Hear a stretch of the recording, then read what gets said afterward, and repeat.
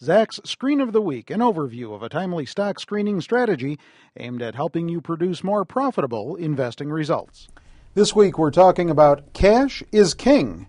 And joining me, as always, Zacks Maestro of Stock Screens and head of the Research Wizard Division for Zacks Investment Research, Kevin Matras. All right, certainly not an original saying. It is a great saying, right, but it's not original. Right. But the bigger question is, how does this relate to this week's screen?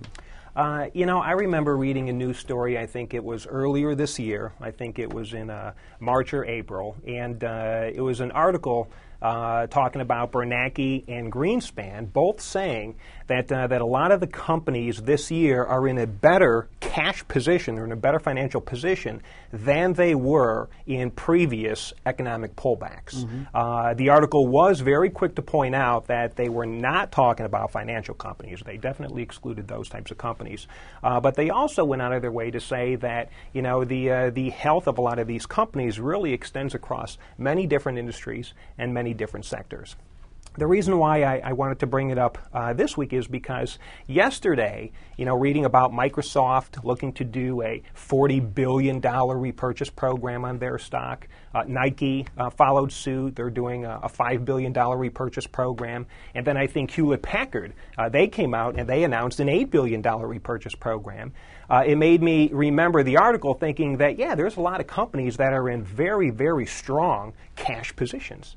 And Nike is in the midst of completing a previously announced buyback or buyout, right? Yeah, something along those lines. I think last year, or maybe it was earlier this year, they had announced a $3 billion buyback program. So they are in the midst of completing that buyback program, and here they are announcing yet another buyback program. So It is pretty interesting.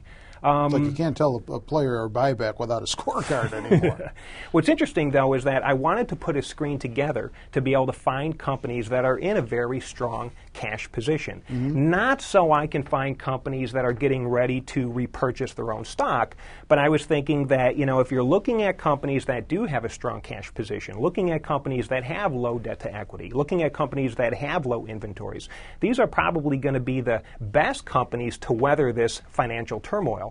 And especially if you're looking at companies with a very strong cash position who don't need to rely on credit to be able to expand their business or operations, I think these are very, very interesting companies to look at in this day and time. Goes to the solidity of the company. Absolutely. Probably. And as you said, the ability to weather storms such as this and any others that might be around the corner. Right. So let's do it. What's the screen? Check it out. Here's how the screen begins. I am first looking at companies that have cash and marketable securities. I want those numbers to be higher now than they were last year at this time.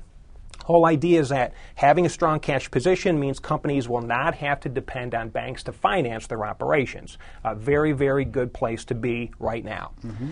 I follow it up with I want the debt to total capital to be less than their 5-year average debt to total capital. Again, companies that are able to reduce their debt positions from their historical ratios, once again, is a sign of strength and a healthy balance sheet. Next, we want the cash flow to be greater than their cash flow from last year. Once again, another good sign of financial strength. Then we want their inventories to be below last year's levels as well. Now again, if you're looking at inventories or turnover of inventory, you're talking about raw materials, unfinished goods, and this kind of thing. This is a primary way a company makes money, and if you have a high level of inventory sitting on your books for a long period of time, that's not a good sign. So you want to be able to see companies with relatively lower inventories. And then we're rounding it off by these two things. We want the annual EPS growth rate to be greater than the median for their respective industries. So this lets us focus on the top half of the companies. We want to see companies that are outperforming their peer group. And then we want the next year's EPS growth rate to be better than last year. So again, here we have all of this financial difficulty. If you're looking at companies that are expected to really grow and grow well in this economy, once again, those are the kinds of companies you really want to focus on. And under the cash flow category, I'm presuming sales play a big part in that? Yes, you want to make sure that that sales are increasing, looking at the cash flow, that's good. You want to look at margins and all of this stuff because as we had done in a previous piece, sales at the expense of margins doesn't work. But again, if your margins are increasing, that also helps your balance sheet as well and helps your profitability. All right, one stock that came through the screen. Sure. One of the companies that came through was a company called DeVry Incorporated. Ticker symbol is DV. They own and operate the DeVry Institute of Technology. Probably everybody's familiar with their commercials a long time ago. They also own a lot of other private higher education schools. Anyways, if you look at their stats, pretty impressive. They have a 21.67% projected growth rate this year. Their recent quarter, they have $224 million in cash, which is 22% of their total assets. So they're very liquid. They're very cash rich, if you will. If you take a look at their recent debt-to-equity ratio, it's 0.